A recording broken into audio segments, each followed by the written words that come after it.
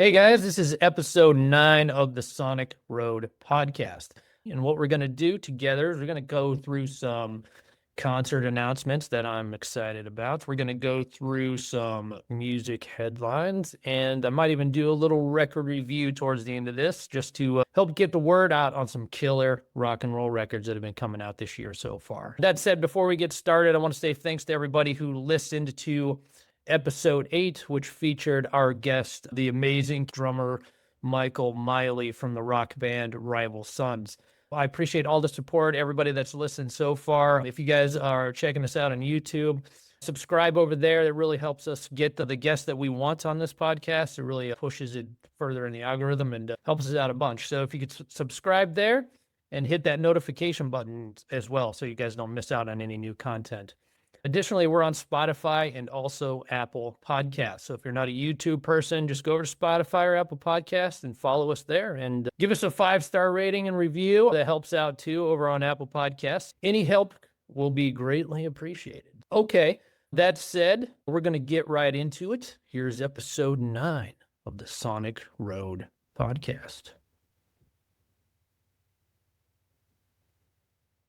Okay, let's get started with some tour dates that I'm interested in. This is all rock, metal, and alternative bands. I'm not going to go through the whole spring and summer concert calendar in the industry. There's just too many to name. These are just bands that I'm interested in, that I do love and follow quite a bit. If I miss any and you guys are interested in any bands that are going out on tour, go ahead and mention the tour dates of the band in the comment section. Tag the band. We can give them a little love and have a really cool discussion and get the word out a little farther. We'll start with the first one. This one was just announced the other day at the time of this recording. It's two of my favorite bands. These guys are also friends of one another, and they've toured in the past. All Them Witches and King Buffalo. They announced a tour of the U.S., and I believe All Them Witches is doing this same tour with Elder as support in Europe. It'll be U.S. and European concert dates, and that runs from October 2025 through December. So go grab those tickets there. If you're a fan of these bands, they're amazing. They are both independent bands. I believe Elder's on a label. King Buffalo is on a small label over in Europe, but I think they run all their business independently. The reason why I always say this, and if you guys have been listening to this podcast, number one, I talk about these bands all the time. The reason why is because they are independent. They're fantastic musicians, fantastic songwriters. They make great records through and through, start to finish. But they're independent, man, and they do a lot of work to get the word out, and they're just hardworking folks. We just want to make sure that we're supporting those kind of bands. Really excited about that. Going to shout out to the Globe Iron in Cleveland because All Them Witches is coming with King Buffalo. I believe that's December 4th. If you're in the Northeast Ohio area, get your tickets for that. And if you're not, find them. Go get the tickets that are near your town. Really pumped about that. Next one, I'm going to, this is a bigger tour, but I'm going to this one. It is the Sasanta tour with Primus, A Perfect Circle, and Pussifer. I mean, this is a really special tour. It's a little bit different. All three bands, as I understand it, will be out on the stage together, and I'm not sure how that's going to work out. I've never seen this before, but really excited to see it. I love all three of these bands, and it'll be interesting to see what they do. It'd be cool to see some on-stage impromptu jams. All three bands are definitely capable of doing that. We'll look forward to that. That's going to be fun. Yeah, they're going across the United States. Get your tickets for that one if you love those bands. And then the next one is Pantera with Amon Amarth. They're going out on tour this summer as well. And there's a lot of Pantera talk on this channel. A lot of folks chime in on the Pantera reunion thing. That's an ongoing conversation. It seems like a lot of fans are split pretty much down the middle on this, as far as it's a little controversial because of how the original band ended, and that's all well documented. My position, and I've said it before on this podcast, is for now I do support the Pantera reunion. They're doing a fantastic job with keeping it a tribute. And they do a really good job with that. And Dime and Vinny are all over that stage, and they do a pre-show video with them, and they kind of weave in and out of the production. So it's a really nice way to put an end cap to that band. I don't know what their plans are for the future, but I've said this before. I think it's actually a positive thing. If they only carry this on for a couple years, I think that'll be a really good end cap to the band. Who knows what they're going to do, what their plans are. That's their business. But for now, I support it. I am one of those fans, though, that's under the Pantera moniker. I think, and this is just my opinion, and a lot of people share this opinion with me, but I wouldn't want to see any new music under the Pantera moniker. Well, I mean, if they were going to do that, if the guys were going to do that, I would love to see them, yeah, man, write some songs, make a record, put it out. Just don't call it Pantera. Pantera will always be Phil and Dime and Vinny and Rex. And that's just my opinion on it. But still, looking forward to that Pantera reunion summer show coming through our town and probably coming through yours, wherever you are. Be sure to check it out if you're into it. And for all the folks that aren't into it, they've been chiming in on YouTube and TikTok and Instagram and stuff. And I get it. If you were there back in the day, there's a lot of emotional things that, as a fan of Pantera, people have their opinions and they don't want to support it, and they will just want to keep it how they remember it. And it is very different, where everybody's older now. I mean, the original band was fierce and intense. And as the reunion is too, it's just a little bit different because everyone's a little more mellow nowadays. And I enjoy it. Everybody, understand both sides of the story, both sides of the opinion, and wish everybody well on that. Yeah, there you go on that. Hopefully we can kind of put an end to like who thinks what and where on this channel. Pretty much made that clear. Yeah, man, Pantera, Amon Amarth coming across the United States this summer. Pretty awesome. Another one. This is a big tour. AC/DC, touring in support of their last album, Power Trip. It's their first North American tour in 9 years. I didn't know that. And I've never seen AC/DC live. Maybe I'll go check it out. This is one of those bands that those guys are getting older, and thank God they're still touring. I mean, I'm glad they're around. A lot of the original members aren't with them this time around, but I'm glad they're still out there kicking it, playing those amazing songs, man. My favorite AC/DC era is with Bon Scott. No hate to Brian Johnson. That dude's written some really good songs with them too. I just like the vibe of Bon Scott. It was dangerous. It was really dangerous. And yeah, he meant it. Bon Scott was a gangster, man, and he lived his life exactly how he told us in the song. They'll live on forever. But they're still around kicking it out, man. So go listen to some AC/DC if you're into that stuff. And yeah, if you want to see them, go see them. Who knows if they're going to come back around 9 years from now? They're going to be a lot older. So we'll see how it goes. Another one. Let's switch gears a little bit.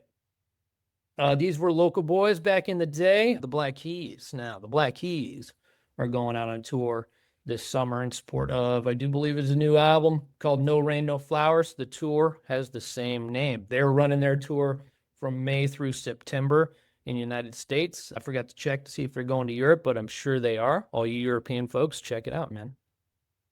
They are very stylistically different on this new record from what I've heard so far. The Keys are pretty eclectic, man. I mean, they started out as a garage rock band, I would call them, really raw, just the two in a basement little makeshift studio making records on their own, and they've since expanded and obviously gotten more popular throughout the years. The first time I saw them was around 2007, and this was before they banned smoking indoors, or right around the same time. And they had gotten a show sponsored by Camel Cigarettes, and it was at the Cleveland Agora in Cleveland. And they were giving out Camel cigarettes at the door, and the entire place was filled with smoke. So everybody was smoking Camel cigarettes and watching rock and roll. And I think that was definitely the end of an era just in the country as a whole. And the band changed directly after that. I mean, their style kept evolving and changing, and more production, things like that. So pretty cool to have experienced the band as a two-piece, and now they tour with a lot more people. Their last couple records have been really good, man. They've had a lot of bangers on them, and my favorite recent Black Keys album is Delta Cream. They just went back to their roots on that. So if you guys weren't hip to that, I think they released that around, it was still COVID and still really weird, but yeah, they released it during that time, and it was amazing. Knocked my socks off. A lot of blues covers, things like that, just paying homage to their original inspiration to start the band. They've recorded a bunch of albums since. New one coming out, new tour this summer. Go check them out. I'll probably be at the one in Cleveland. We'll see how it goes.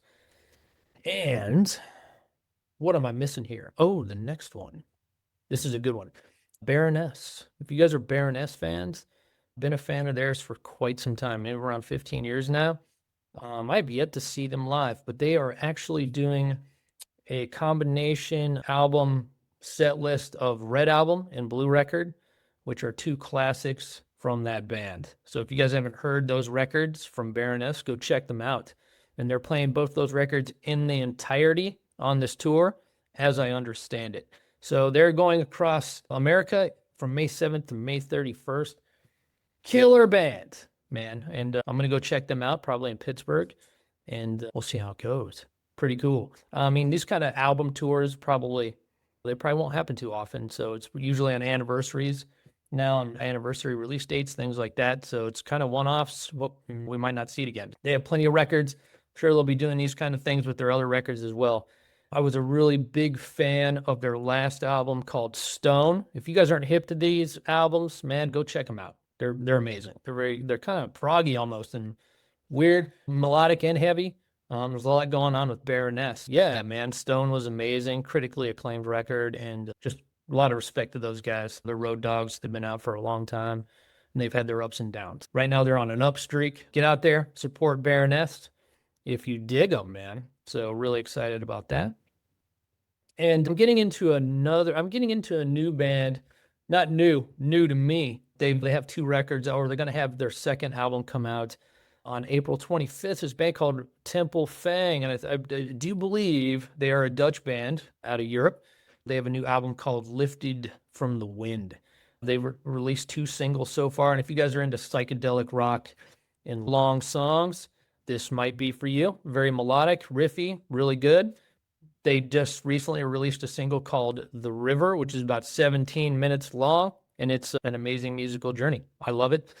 Usually with long songs like that, it takes a few listens, so it takes a person that has patience and isn't a snippet or a clip kind of person. You got to sit back and kind of go on a journey with these bands. I mean, and when we were younger, I mean, we had to do that a lot, because we didn't have a lot of room or a lot of money for CDs or whatever. And so we'd have to pick and choose what we wanted to buy and listen to. And then we had to be patient. So if a record wasn't sitting with you, you'd have to listen to it 2 or 3 or 4 times and until it really kind of gets into your bones there. That's what kind of Temple Fang has done for me. I like bands that challenge me, that have these hooks, and I can go back and listen to it a few times before I get it all the way through. That's something that's missing in music sometimes these days. And I'm glad these kind of bands are still out and about, pushing the boundaries on singles and short attention spans. They do a service for folks that are willing to listen to music more deeply. So that's just kind of a philosophy of mine as I listen to these bands that release longer songs. The excellent band Elder is another version of that, man. They just play a lot of long songs on their records, amazing live, and it's for a certain kind of rock and roll fan. Yeah, Temple Fang, new album, Lifted from the Wind. It's coming out on Stickman Records. They have 2 pretty killer singles out now. One is called The River. That's the 17-minute song I was just telling you about. So check them out, Stickman Records, Temple Fang. Okay, those are the tours that I'm really interested in so far. Again, as I mentioned before, if there's a band going on tour that you love in the rock and metal alternative realm, post it in the comments below and tag the band. And let's have a conversation. Let's spread the word. If you guys tag the band with the tour or tour date, whatever, it doesn't have to be a whole tour. It can be a show if you want. Tag them in the comments and I'll take a listen and we'll have a conversation. Okay, first snippet of news that I'm excited about.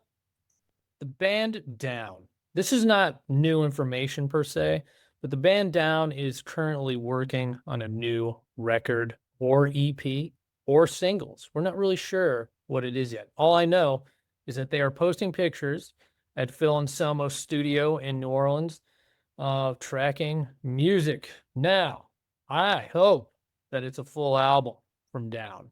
They just don't seem like a single kind of band to me. Been a long time fan since their first record, NOLA, came out in 95. Been a fan since then and been following them ever since. They get all their records first release day that it comes out. Just been a big fan the entire time. So it's been over 10 years since they've released anything new. To see them working on new music is super excited for a fan like me, and I'm sure a lot of other folks out there. Can't wait to hear what they come up with, man. Down is another one of those bands that can change their style. They do a lot of different things. So it'd be really cool to see them do like a really diverse record this time. But we'll see how it goes. Hopefully it's going to be, I have no doubt there's going to be some new Down anthems on that. Additionally, this kind of falls into another band, Corrosion of Conformity. Another one of my favorite bands is also simultaneously working on a new record. Mr. Pepper Keenan is a busy guy. All the members of Down are busy. They're touring with all their bands, as well as doing multiple records in the recording studio. You got to tip your hat to this kind of work ethic. It's pretty amazing. Hopefully we can get some of these members on this podcast. I'm working on it now. No promises. We'll see how it goes. But I've definitely talked to Kurt Mustaine several times on my previous podcast. Great guy. 2 times to be exact, so not several.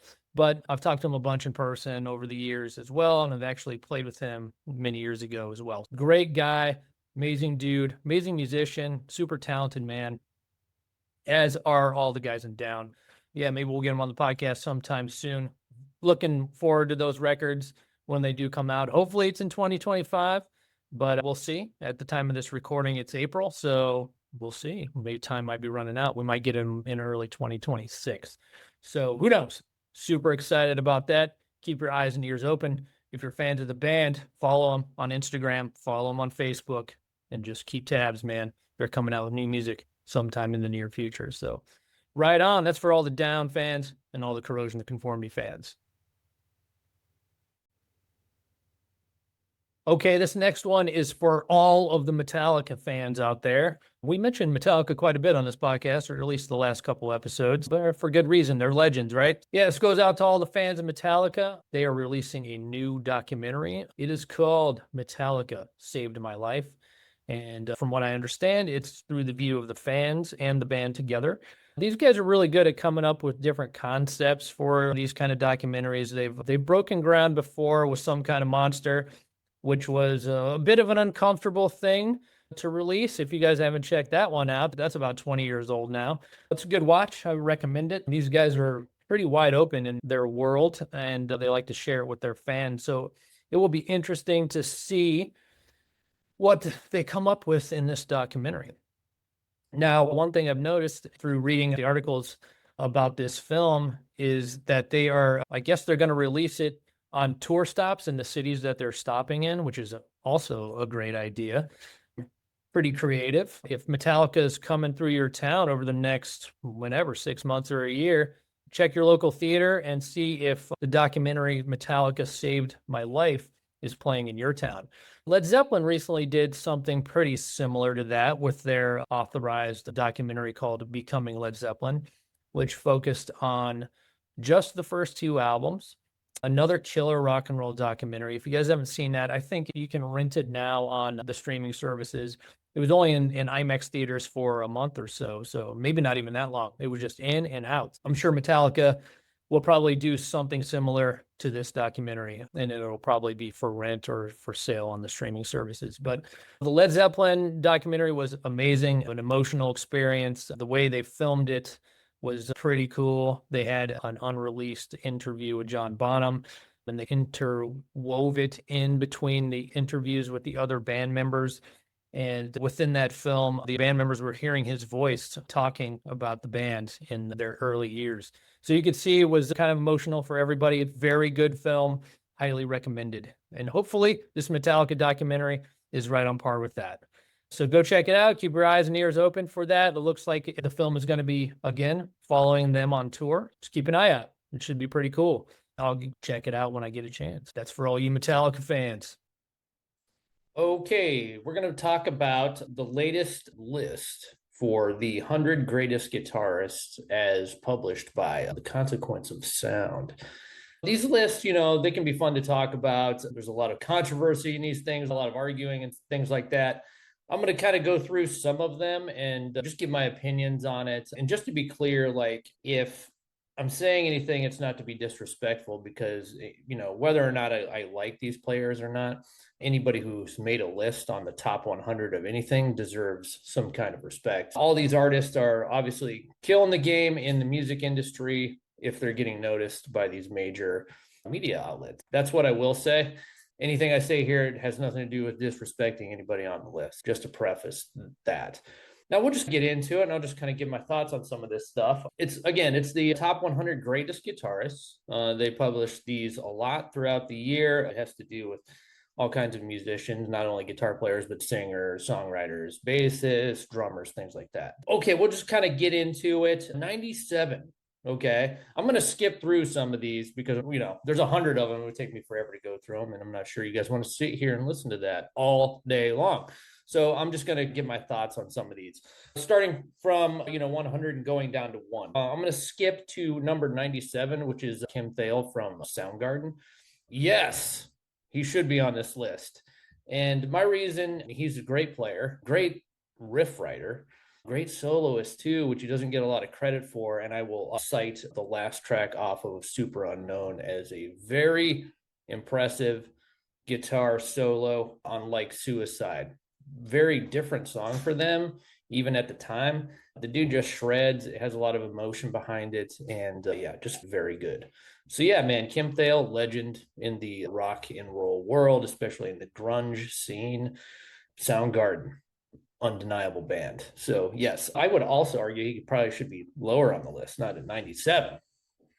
I don't know where I would put him on that list, but definitely lower than 97 for sure. We're getting down in the 50s, maybe, or even in the 40s, but just my opinion. Moving on to 93, Adam Jones from Tool. Yes, this guy should be on there, no doubt. There's not much to say about this guy. He's just an amazing player. I mean, all of Tool are amazing, and he's one of them. Just a great writer, great songwriter, great guitar player, man. Amazing. Again, I would put him lower on the list, not 93. He should be in the lower half for sure. 85, Nita Strauss. Yes, man. She's an amazing player. Recently played with Alice Cooper, shredder. Just hats off to her. Very, very good. 84 is an interesting one. Number 84, Kurt Cobain.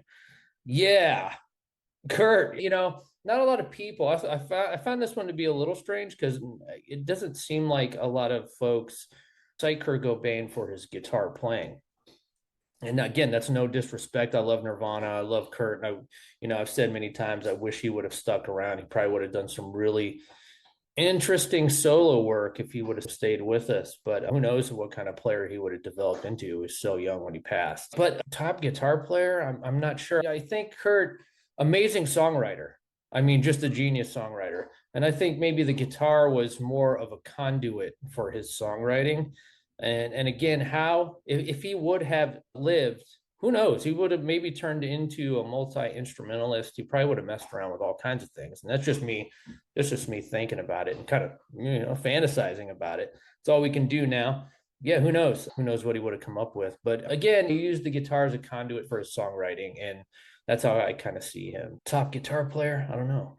Very well executed guitar for what they were trying to achieve. Kurt Cobain, all the respect in the world to him. 80, Kirk Hammett, of course, from Metallica. He should be on this list. Again, though, he should be way lower on the list than number 80. I think a lot of you would agree with that. That man shreds. He writes some killer riffs. Obviously, he's a legend. He should be way lower on that list. 79, Gary Moore from Thin Lizzy. Again, yes, Thin Lizzy was awesome. I mean, I think they're even a little underrated, and especially Gary Moore, man. I mean, they wrote a lot of really good songs back in the day. Probably should be lower on the list, too. Another interesting one, 75, Joan Jett. I don't know. Very solid rhythm player for sure. I've seen her live. She was great. The songs were great. Great songwriter, for sure. I've never heard anybody talk about her guitar playing specifically, though. Again, no disrespect for her. I think she's just another one of those songwriters that should be on a top 100 songwriter list. 74, Josh Homme from Queens of the Stone Age, and before that, Caius. Again, amazing songwriter, amazing, really solid rhythm player. Comes up very creative on the guitar for sure. But I don't hear a lot of people talking about his guitar playing. And again, there's no disrespect there. He's an amazing songwriter for sure. I love Queens of the Stone Age and Caius. Dude's a legend. Definitely put him on the top 100 songwriters for sure. Going on down to Dave Mustaine at number 67. Yeah, he deserves to be on it. I mean, he just does. He's an amazing guitar player, and he sings. It does all these intricate parts, and he's singing on top of that. You know how hard that is. If you guys don't understand how hard that is, man, it's tough. He's super talented guy, a legend too. 64, Joe Satriani. Yes, he should probably be lower on the list. Number 61, also interesting, Jerry Cantrell. I haven't really seen him on too many guitar lists lately. I mean, I'm sure he has been on there. He deserves it. He's an amazing guitar player, amazing leads, amazing riff writer, obviously an amazing singer, does it all while singing too. Yeah, man, he should be lower on the list for sure. Maybe top 10. Again, just my opinion. Don't roast me too hard. 59, Steve Vai. Yes, he deserves to be on the list. 58, Marty Friedman. Yes, he deserves it. 55, John Petrucci. Yes, from Dream Theater, of course. Prague, Shredder, all that stuff. Good songwriter. 54, number 54, Slash. Of course, of course. Again, another one who should be lower on this list, not at 54. I mean, that's almost I don't know. But yes, definitely. Amazing shredder, amazing songwriter, legendary. I got to meet him once. He was an amazing guy back when I was a kid in the 90s. Awesome to the fans. I got to see him at a small club, and it's still one of the best shows I've ever seen. Man, yeah, he should be lower on the list. Slash from Guns N' Roses for sure. 52, Angus Young. Yes, of course. Also, he should be lower on the list for sure. Angus Young is a legend, badass guitar player, shredder. AC/DC, man, people think they're rudimentary. I just played an AC/DC cover with my rock and roll band, and it is harder than you think it is. They write some really interesting arrangements. Yes, man, Angus Young, so lower on the list, not 52. 49, Johnny Ramone. I don't know. You guys are going to get mad at me. Some of you don't think you should be on the list. I mean, I like the Ramones. They're fun. I got to see them back in the 90s. Fun songwriters, man, for sure. Those old Ramone songs, badass. I mean, if you guys know more about Johnny Ramone and his guitar playing, I mean, show me some clips in the comments. I'll take a look. Maybe I'm wrong. Prove me wrong. I don't know. 45, Eric Clapton. Yes, for sure. 41, Frank Zappa. Yes. Yeah, he should be on there. 37, The Edge from U2. I don't know. U2 is a very accomplished band. I do enjoy one of their albums. It was a really good record. As far as guitar player, he uses a lot of effects, and he's probably awesome, but he's too many effects for me. I don't know. It's part of his creative process, and again, no disrespect to him. If he's going to be on this list for pure accomplishment, then yeah, maybe switch. Let's switch The Edge with Kim Thale, huh? Let's put The Edge up at 97. Again, just my opinion.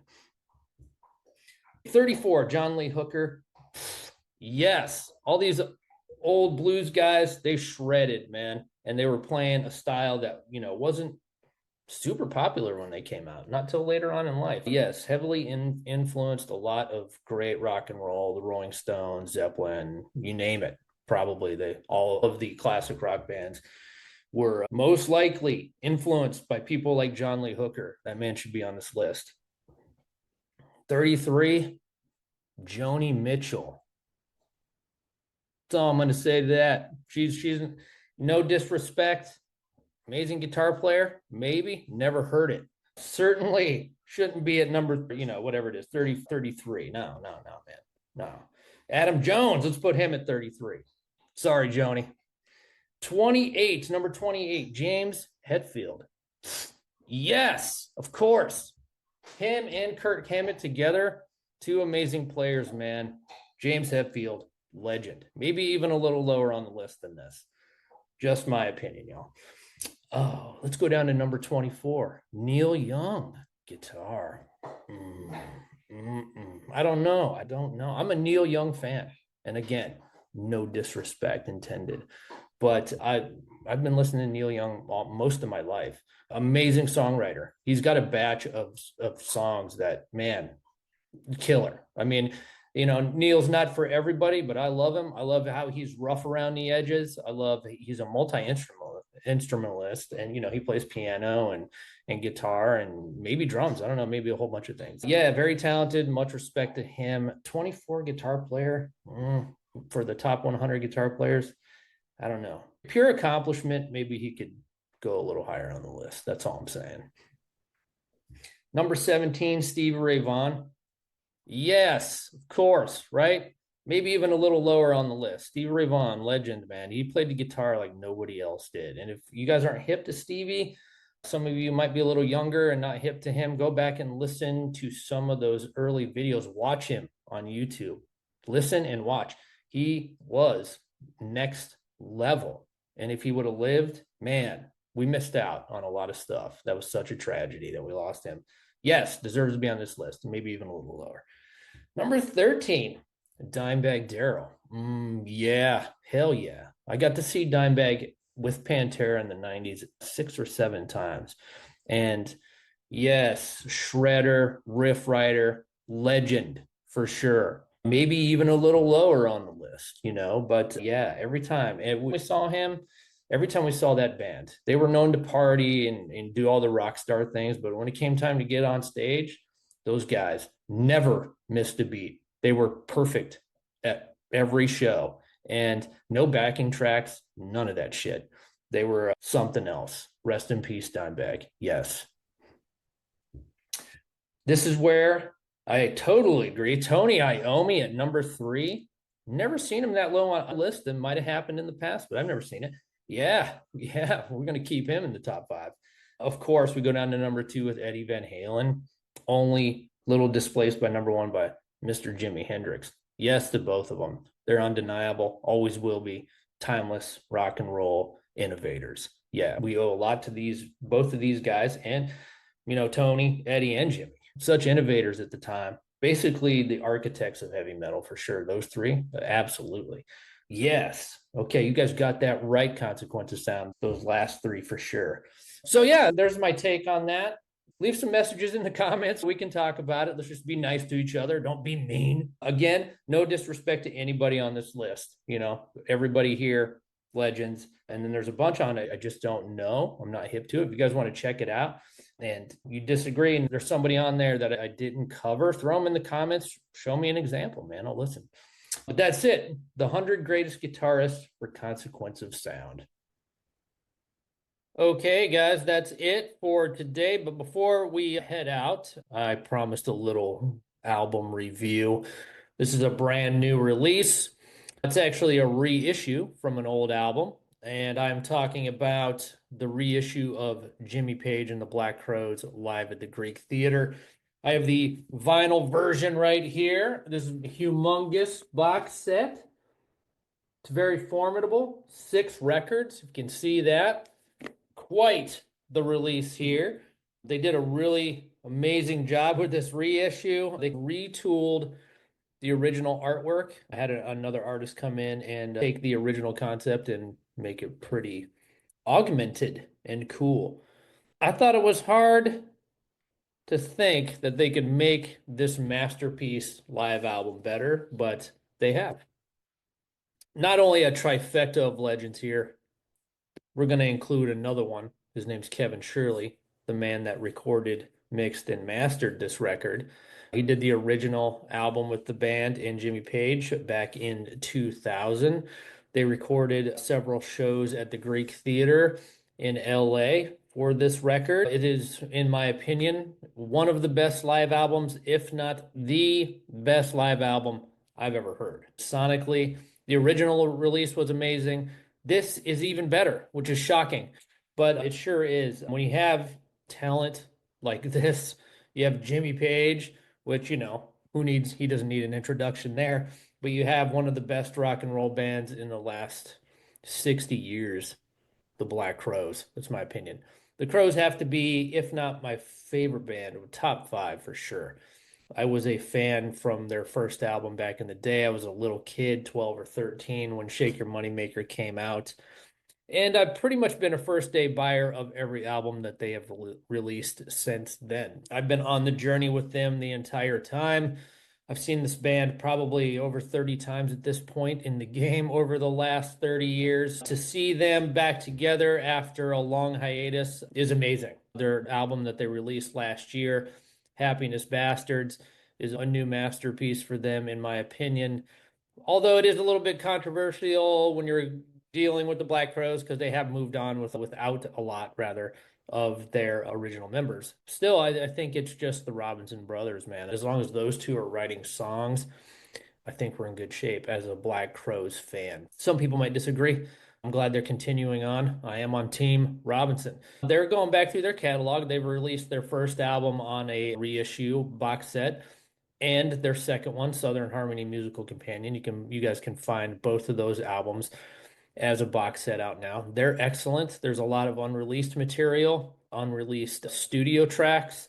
These are reissues that are done right, man. Remixed, remastered, and they sound freaking fantastic. They're continuing on with their reissues with Jimmy Page and the Black Crowes.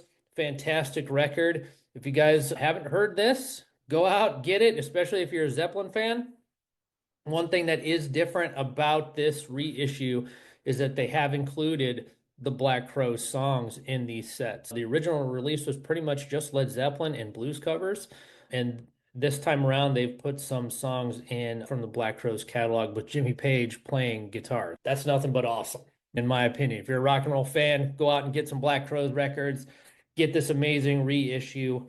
Word through the grapevine is that they are actually going to do another box set for their third album, Amorica. That has not been announced yet officially, but that's the rumor. So we'll see, and hopefully this year that will happen as well. So there you have it. This is probably my most favorite live album that I've ever heard. Check it out, man. It's streaming now on all the streaming services, and if you dig vinyl, go out and get it. There is a standard reissue of this box set as well. It's just a 2-record set. So if you guys want to pony up the cash for the 6-record set, go out, get the standard set for, I don't know what it is, 40 bucks, 35 bucks, whatever. Jimmy Page and the Black Crowes. I'll be talking a lot about the Black Crowes on this podcast, so hopefully you guys are fans. Hopefully we'll get those guys on sometime soon. That'd be amazing. No promises there, but we'll see. Thanks for listening, y'all. We'll be back real soon on the Sonic Road podcast.